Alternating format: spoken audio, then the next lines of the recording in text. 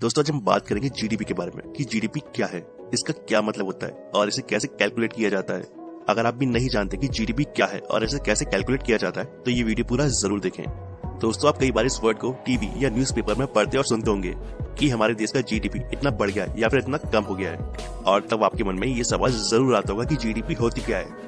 तो आपको बता दें कि जीडीपी का मतलब ग्रॉस डोमेस्टिक प्रोडक्ट यानी कि सकल घरेलू उत्पाद होता है। किसी भी तय समय में, जैसे कि एक साल में, किसी भी देश या अर्थव्यवस्था में तैयार होने वाले उत्पाद और सेवा को अगर मिला दिया जाए और उसकी कीमत मार्केट के हिसाब से लगा दी जाए तो उसे ही उस देश की अर्थव्यवस्था की जीडीपी यानी कि ग्रॉस डोमेस्टिक प्रोडक्ट कहा जाएगा।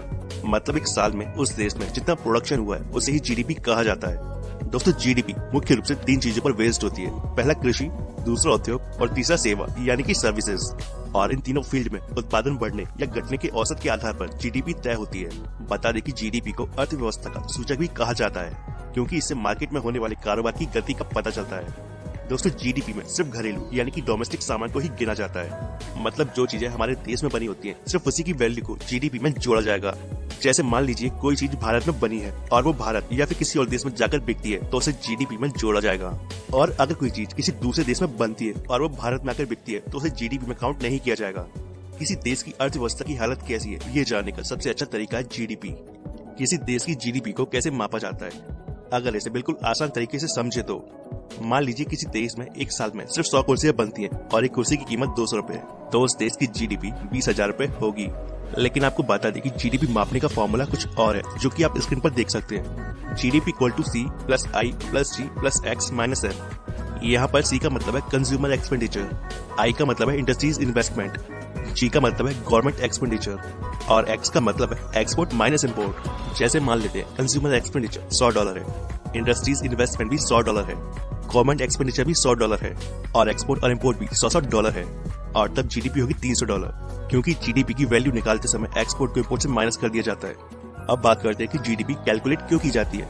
दोस्तों जीडीपी किसी भी देश की इकोनॉमिकल हेल्थ के बारे में बताती है। जीडीपी एक नंबर होता है जो बताता है कि देश की आर्थिक स्थिति कैसी है। साथ ही आपको बता दें कि जीडीपी एक निश्चित समय के लिए, आमतौर पर 1 साल के लिए कैलकुलेट की जाती है। जीडीपी को कैलकुलेट करने के बाद जो नंबर आता है तो उस नंबर से अलग अलग देशों की जीडीपी की तुलना की जाती है और पता किया जाता है कि दूसरे देशों के मुकाबले हमारे देश की आर्थिक स्थिति कैसी है।